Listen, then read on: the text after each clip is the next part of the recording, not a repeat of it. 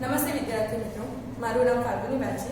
આજે હું તમને શ્રેણી 3 માં હિન્દી વિષય ભણાવવાની છું। એકમનું નામ છે નિબંધ લેખન અને ગીત।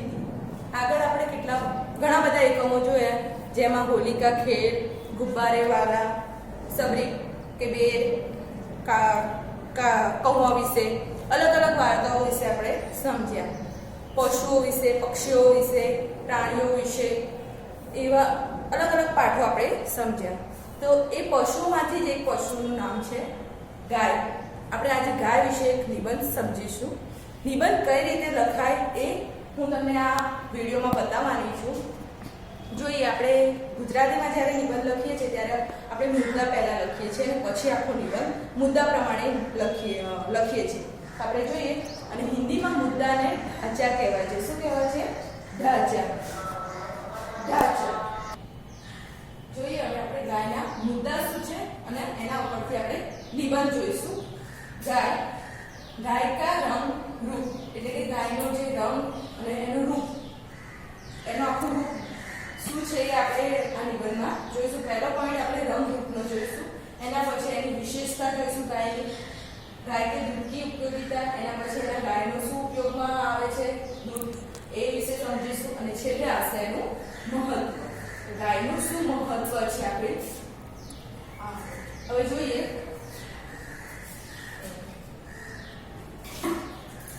गाय एक पालतू पशु है, એટલે કે ગાય એક પાલતુ પશુ है કે આપણે ગાયને આપણે ઘરે આગળ પાળી શકીએ છીએ। તમે જો ગામડામાં કેટલા લોકો ગાય ભેંસને પાળતા હોય છે, શાના માટે?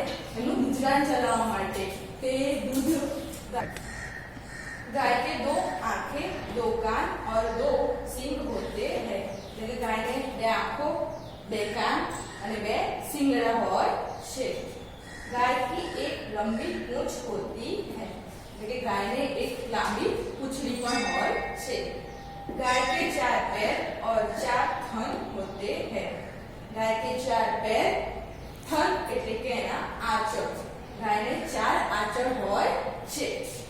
गाय सफेद, काले या चितकाबरे रंग की होती है, गायनो रंग सफेद, काळो अथवा चितकाबरे એટલે કે કાબરચીતરા રંગની પણ ગાય હોય છે। હવે જોઈએ કે એની ગાયની દૂધની શું ઉપયોગિતા છે એના વિશે બીજો મુદ્દો જોઈએ। गाय घास खाती है, गाय घास खाए છે। गाय हमें दूध देती है, गाय हमें એટલે ગાય આપણને दूध આપે છે। गाय का दूध पचने में हल्का होता है, ગાયનું दूध પચી જલ્દી શકે છે। પાચન એટલે ગાયનું दूध પીએ તો આપણને પાચન શક્તિ આપણી સારી રહે છે। गाय का दूध पचने में हल्का होता है એટલે કે ગાયનું दूध પીવામાં સરળતા રહે છે, એટલે કે પચવામાં સરળતા રહે છે, હલકું હોય છે। કે આપણે અમુક दूध પીએ તો આપણને પેટમાં ભરાવો થઈ જાય છે, પેટ ભારે ભારે થઈ જાય। જ્યારે આપણે ગાયનું दूध પીએ છીએ તો એ બધું થતું નથી, પેટ ભારે થતું નથી અને ગેસ એસિડિટી પણ થતું નથી, એટલા માટે હલકું હોય છે। दूध में से दही, छाछ, मक्खन आदि चीजें बनाई जाती हैं, तो गायना दूधમાંથી દહીં, છાશ, મક્ખન, બીજી વગેરે વસ્તુઓ, ઘી, પનીર એ બધું દૂધમાંથી જ બને છે। આપણે જોઈએ કે દહીં કેવી રીતે બને છે કે દૂધ હોય, દૂધમાં લીંબુ નાખી દઈએ એટલે ફાટી જાય દૂધ, એટલે દહીં બની જાય। એ દહીંને આપણે ગોલોઈએ એટલે છાશ નીકળે, અને છાશના ઉપર જ શું હોય છે? માખણ હોય છે। પનીર પણ બને છે દૂધમાંથી, ઘી બને છે। માખણને આપણે ગરમ કરીએ એટલે એમાંથી આપણને ઘી મળે છે। તો દૂધમાંથી આવી અલગ અલગ વસ્તુઓ, અલગ અલગ ઉપયોગી ચીજ વસ્તુઓ, ખાવાની જે વાનગીઓ છે એ બનાવી શકીએ છીએ। પેડા, માવો એ બધું દૂધમાંથી જ મળે છે। બીજું જોઈએ, गाय के गोबर में से उपले बनते हैं, ગાયનું જે છાણ હોય છે એમાંથી ઉપલા એટલે કે છાણા, ગાયના જે છાણ હોય છે એમાંથી છાણા બનાવે છે। ગામડાના લોકો છે ગાયના છાણમાંથી છાણા બનાવે છે। એ લોકો ગામડામાં વધારે પડતો ચૂલાનો ઉપયોગ વધારે કરતા હોય છે, એટલા માટે એ લોકો રસોઈનું જે રસોઈ બનાવતા હોય છે ચૂલા ઉપર એટલે છાણાનો ઉપયોગ કરતા હોય છે। અને અત્યારે આપણે જોઈએ છીએ કે હવે આપણે તહેવાર આવે છે હોળીનો, તો હોળીના તહેવારમાં પણ આ ઉપલે એટલે કે છાણાનો ઉપયોગ થાય છે। गाय को लोग माता कहते हैं और उसकी पूजा करते हैं। ગાયને આપણે બધા માતા કહીએ છીએ અને આપણે એની પૂજા પણ કરીએ છીએ। ગાય को गौ माता कहते हैं। આપણે જોયો ગાયનો નિબંધ। આવી જ રીતે તમે અલગ અલગ પશુઓના પ્રાણીઓના એવા નિબંધ લખી શકો છો। હાથી વિશે, મોર વિશે, કૂતરા વિશે, અલગ અલગ પશુઓ પ્રાણીઓ વિશે આપણે લખી શકીએ છીએ। આ નિબંધ ગાયનો નિબંધ છે જે તમારે નોટબુકમાં લખવાનો છે। હવે જોઈએ આપણે ગિનતી। નિબંધ જોઈ લીધો, હવે આપણે જોઈએ ગિનતી। ગિનતી એટલે કે આપણે ગુજરાતીમાં અંક કહીએ છીએ, એને આપણે હિન્દીમાં એને ગિનતી કહેવાય છે।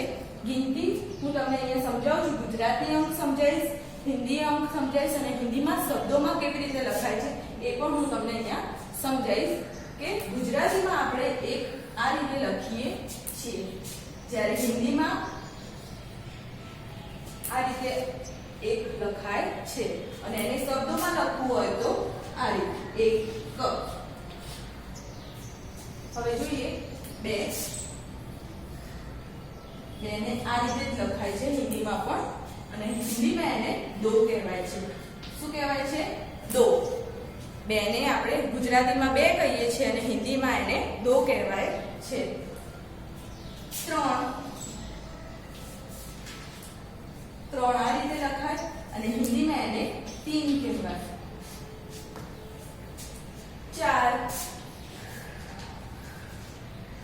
હિન્દીમાં આ રીતે લખાય અને એને ચાર જ કહેવાય છે। હિન્દીમાં પણ ચાર કહેવાય અને ગુજરાતીમાં પણ ચાર જ કહેવાય છે। પાંચ। પાંચને આ રીતે લખાય છે અને પાંચ કરી અહીંયાથી પૂંછડી કાઢીએ એ રીતે હિન્દીમાં લખાય છે અંકમાં। હવે એને જોઈએ શબ્દમાં તો પાંચને પાંચ જ કહેવાય છે। હિન્દીમાં પણ પાંચ કહેવાય છે, ગુજરાતીમાં પણ પાંચ કહેવાય છે અને હિન્દીમાં પણ પાંચ કહેવાય છે। છ। છ અંકમાં આ રીતે લખાય છે અને હિન્દીમાં છ કહેવાય છે। છ। છ ને શબ્દમાં આ રીતે લખાય છ। આ બે મીંડા છે એને હ કહેવાય છે। છ। હવે સાત। હિન્દીમાં પણ સાત આ રીતે થાય। સાત ને સાત જ કહેવાય। હિન્દીમાં પણ સાત કહેવાય, ગુજરાતીમાં પણ સાત કહેવાય છે। આઠ। હિન્દીમાં પણ આઠ આ રીતે લખાય છે। હિન્દીમાં શબ્દોમાં પણ આઠ કહેવાય છે, આઠ જ। ગુજરાતીમાં પણ આઠ અને હિન્દીમાં પણ આઠ। નવ। હિન્દીના અંકમાં નવ આ રીતે થાય છે, એકડો આ રીતે થાય અને નવ એને ઊંધામાં થાય છે આ રીતે ઊંધો કરી દેવાનો એકડા। નવ। 10। નવ નવ ના કહેવાય પરંતુ શું કહેવાય? નો કહેવાય। નવ ને શું કહેવાય? નો। જોઈએ 10। 10 ને 10 જ કહેવાય છે। હવે 10 સુધી પતી ગઈ। હવે લઈશું 11। 11 ને હિન્દીમાં શું કહેવાય? 11 ને હિન્દીમાં શું કહેવાય? 11 ને શું કહેવાય હિન્દીમાં? 11। જોઈએ આપણે લખીએ 11। 11।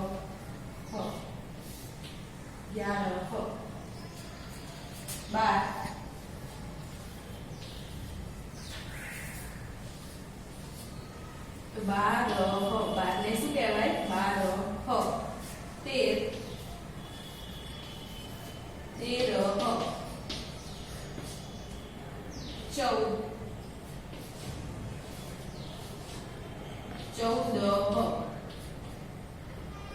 14। 14 ને હિન્દીમાં કહેવાય 14। 15। તો 15। હિન્દીમાં એને 15 કહેવાય છે। 15 ને 15। હવે જોઈએ 16। તો 16 ને 16। 16। 17। 17। છે. 18 18 હિન્દીમાં શું કહેવાય? 18 ને 18. 19 19 કહેવાય. શું કહેવાય? 19 ને 19. ગુજરાતીમાં 19 કહેવાય અને હિન્દીમાં એને 19 કહેવાય છે. 20 20 ને 20 કહેવાય. 20 પછી હવે આવશે 21 ની લાઈન. જોઈએ હવે આપણે 21 ની લાઈન. 21 21 શું કહેવાય?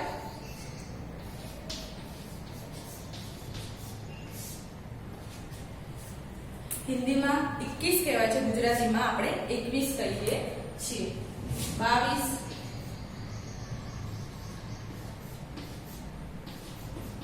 22 હિન્દીમાં એને 22 કહેવાય છે અને ગુજરાતીમાં આપણે 22 કહીએ છીએ. 23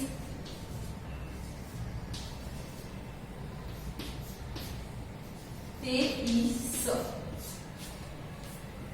હિન્દીમાં આપણે એને 23 કહીએ છીએ. જોઈએ હવે 24 તો હિન્દીમાં 24 કહેવાય છે. શું કહેવાય છે? 24. ગુજરાતીમાં 24 કહીએ છીએ અને હિન્દીમાં 24 કહેવાય છે. 25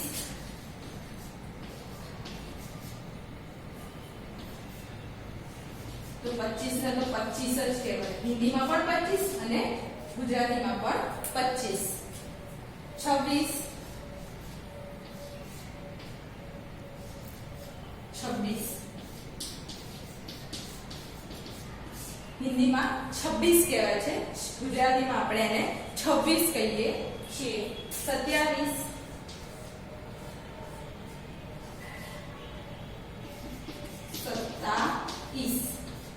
હિન્દીમાં એને 27 કહીએ છીએ. 27 પછી હવે આવશે 28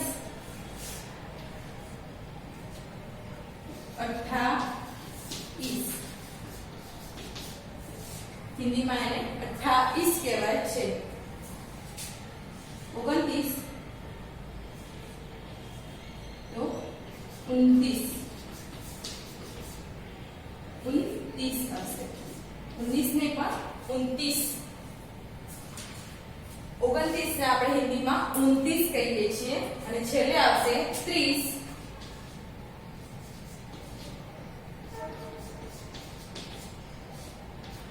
અહીંયા આપણી આ ગિનતી પૂરી થઈ. ફરીથી આપણે એકવાર જોઈ લઈએ ગિનતી 1 થી 30 સુધીની હિન્દી ગુજરાતી અંકમાં, હિન્દી અંકમાં અને હિન્દીના શબ્દમાં આપણે જોઈ લઈએ.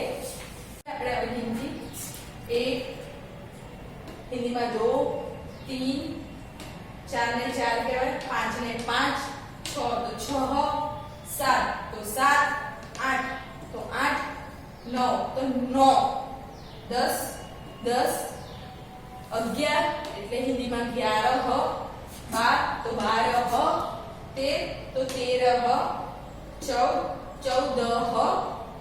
15 તો 15. જોઈએ હવે 16 તો 16, 17 તો 17, 18 18, 19 તો 19 19 શું કહેવાય? 19. 20 20 ને 20, 21 હિન્દીમાં 21, 22 22, 23 23, 24 તો 24, 25 હિન્દીમાં પણ 25 કહેવાય, 26 26, 27 તો 27,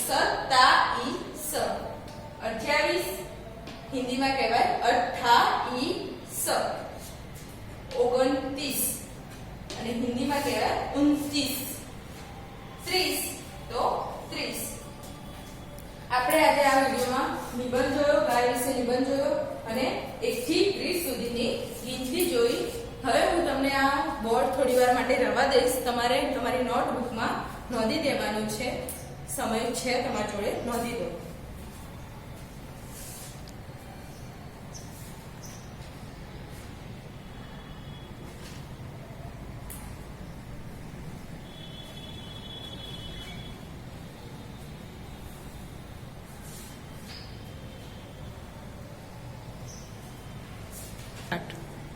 હવે આપણે ઘરકામ જોઈશું. ઘરકામમાં છે મેરા ઘર મેરા વિદ્યાલય વિશે નિબંધ લખવાનો છે. 5 વાક્યો લખવાના છે. મેરા ઘર એટલે કે આપણા ઘર વિશે માહિતી લખવાની છે કે ઘરમાં કેટલા સભ્યો છે, કયા સભ્યો છે, એ બધા વિશે માહિતી તમારે લખવાની છે મેરા ઘર વિશે. બીજું છે મેરા વિદ્યાલય, આપણી સ્કૂલ. મેરા વિદ્યાલય એટલે કે આપણી સ્કૂલ ક્યાં આવી છે, સ્કૂલનું નામ લખવાનું છે, કેટલા વર્ગખંડ છે, સ્કૂલમાં બગીચો છે, લાઇબ્રેરી છે, એ બધા વિશે તમારે લખવાનું છે. એટલે 5 વાક્યો મેરા ઘર અને મેરા વિદ્યાલય વિશે લખવાનું છે. એના પછી છે આપણે લખાવેલી ગિનતી, જે મેં તમને ગિનતી લખાઈ હતી એ ગિનતી 2 વાર લખવાની છે, જે તમે જોઈ શકો છો.